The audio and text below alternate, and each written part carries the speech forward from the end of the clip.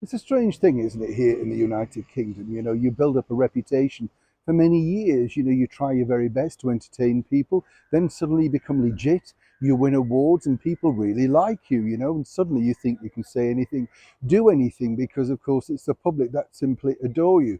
We've seen it time and time again, haven't we? And when you consider that recent memoir by Britney Spears, you can see just how fickle, hard, and difficult fame can be. But when stupidity is brought upon by your own good self, then you do have to sit back and think, why on earth would you do this? Particularly when you're looking for investors into a brand new stage production coming to London next year. And these are called theatrical angels. I get offered this a lot, where basically they say, if you put X amount in, we think with this particular style, we will run for this period of time and you would make this money back. But when this particular star is literally wiping off their own box office with each and every interview, why on earth would you invest? As ever, let me explain.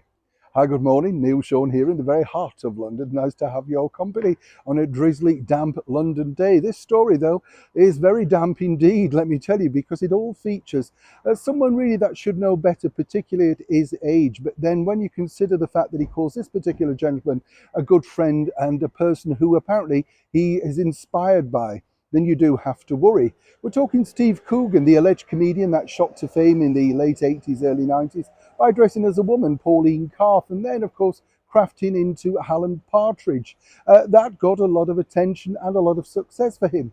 His biggest thing, really, I would suggest, would be co-starring with none other than the brilliant, much esteemed actress Dame Judi Dench. Dame Judi, of course, is revered around the world, picked up every major award that you could possibly go to.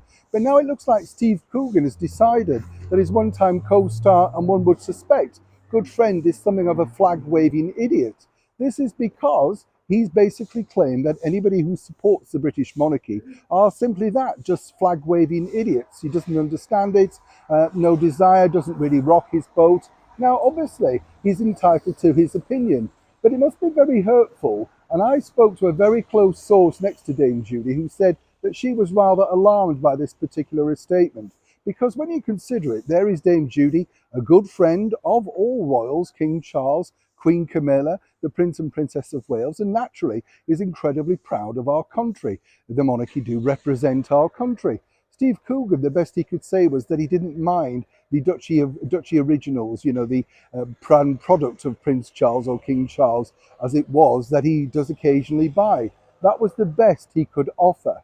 Now, as I say, he's got a brand new production coming up in the West End next year, Doctor Strangelove.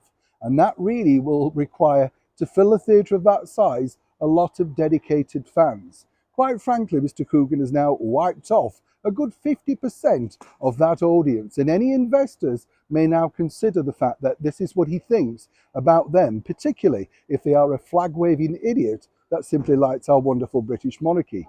Either way, things are not looking good. Neil Sean in the very heart of London.